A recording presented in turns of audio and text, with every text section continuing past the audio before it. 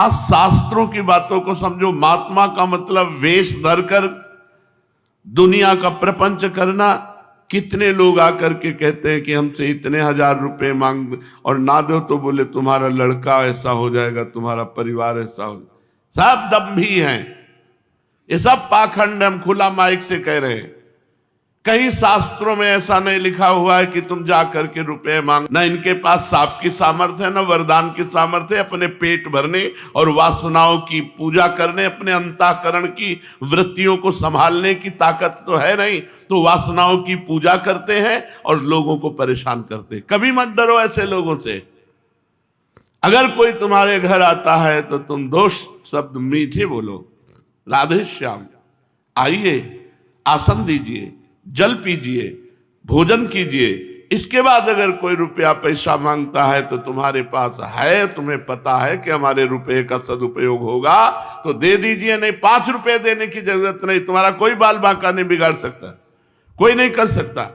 ये सब पाखंड है। जो कंचन कामिनी कीर्ति का मोह नहीं छोड़ पाया वो महात्मा है। साधु के जितने कार्य सब रुपए रहित कार्य है। मनोनिग्रह, जितेंद्रियता, साम, भगवत चिंतन, तपस्या, कहां रुपया की जरूरत है? करो ये। अखंड ब्रह्मचर्य, आजीवन जड़वत मौन, सब पर अनुग्रह, कहां रुपए की जरूरत है? साधुता में रुपए की जरूरत कहां है? यज्ञ, यज्ञानाम जप यज्ञोस्मि, सबसे बड़ी यज्ञ हो रही राधा राधा राधा राधा। तो जो आत्मस्वरूप का ज्ञानी है, जो आत्मबुद्धि का, आत्मदृष्टि का अवलंबन करके संसार में विचरता है, जिसे न कभी शोक होता है, जिसमें न कभी कामना होती है, जिसको न कभी शुभ अशुभ की याचना होती, उसे महात्मा कहते हैं। महात्मा का मतलब पीला, लाल, काला, ये तो संप्रदाय के अनुसार वस्त्र हैं। स्थिति नहीं है तो उसी को दंभी कहा जाता है, उसी को पाखंडी कहा जाता है। जिसे न कभी शोक होता है, न कभी कामना होती है, न कभी शुभ अशुभ की याचना होती है, जो इस संसार में सब कुछ करते हुए भी अकर्ता है, अहंकार रहित है। अहंकार विमूढ़ आत्मा करता हमिति मन्यते, मैं ये करता हूं, ये भाव महात्मा में नहीं होता। जो हे और उपादेय के पक्षपात से रहित होता है, किसी का पक्षपात नहीं, अच्छा और बुरा किसी का पक्षपात नहीं, सब में समान भाव। जो अपनी आत्मचिंतन की वृत्ति से सदैव आनंदित रहता है, उसे किसी वस्तु, व्यक्ति, स्थान से आनंद नहीं मिलता, वो अपने चिंतन से आनंदित रहता है। और जो सदैव पवित्र रहता है, शरीर पवित्र, हृदय पवित्र, स्वयं पवित्र, जो सदैव पवित्र रहता है। सत्शास्त्रों में प्रतिपादित जो सत्कर्म है केवल उन्हीं को करता है और सन्मार्ग पर चलता है, उसे महात्मा कहते हैं। जो अन्य लोगों की दृष्टि में आते हैं, जाते हैं, कर्म करते हैं, बोलते हैं, परंतु स्वरूप में न वे आते हैं, न जाते हैं, न कर्म करते हैं, न बोलते हैं। जो परमानंद स्वरूप परमात्मा को प्राप्त हो गए हैं और इस संपूर्ण संसार को इंद्रजाल रूपी माया का कार्य देखते हैं, ना वो संसार के किसी वासनाओं के पीछे दौड़ते हैं, ना किसी व्यक्ति के पीछे दौड़ते हैं। वो ये समझ रहे हैं कि संसार भ्रम मूलक है, ये संसार परित्याग करना है, और वो अपने स्वरूप में स्थित रहते हैं, उन्हें महात्मा कहते हैं। जो हर परिस्थिति में इष्ट का चिंतन करते रहते हैं। कृष्णाकार वृत्ति, रामाकार वृत्ति, आत्माकार वृत्ति, ब्रह्माकार वृत्ति, इसके अतिरिक्त उनके पास और कुछ नहीं उपाय। कृष्णाकार वृत्ति, भगवदाकार वृत्ति, ब्रह्माकार वृत्ति, ये महात्मा की स्थिति। वहां प्रपंच, ये बनाना, ये बिगाड़ना, ये करना, वो करना, ये सब, ये तो स्वाप्निक कार्यों में कौन रत रहेगा। उसकी दृष्टि पहले ही हो चुकी है, सब मिथ्या है, सब मिथ्या है। ब्रह्म सत्यम जगन मिथ्या, उमा कहूं मैं अनुभव अपना, सत हरिभजन जगत सब सपना। मिथ्या में काहे को उसकी दृष्टि रहेगी। हर प्रकार की स्थितियों में जो अपने इष्ट चिंतन में रहता है, जीवन पर्यंत केवल इष्ट का चिंतन ही जिसका लक्ष्य है, जीवन का एक ही लक्ष्य, बस इष्ट चिंतन। शांत कहां से होता है? महात्माओं से। महात्मा कैसा? जिसका निरंतर जीवन भर केवल इष्ट चिंतन,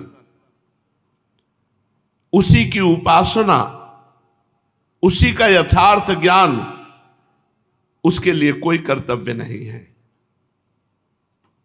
जिस पुरुष को अपने अनुभव, शास्त्र के वचन और गुरु का उपदेश एक दिखाई दे, वो सिद्ध पुरुष हो चुका है।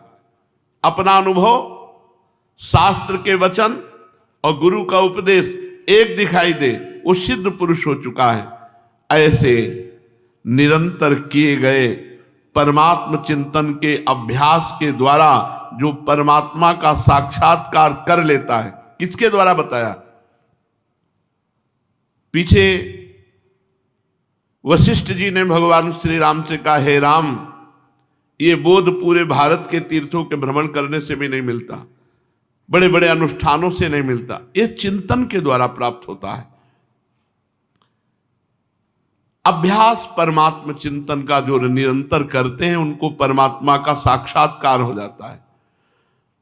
उनकी पहचान, जो परमात्मा साक्षात्कार किए हैं, भारी से भारी विपत्ति आपत्ति पड़े परंतु उनका परमात्म चिंतन नहीं छूटता, ये बात पकड़ो।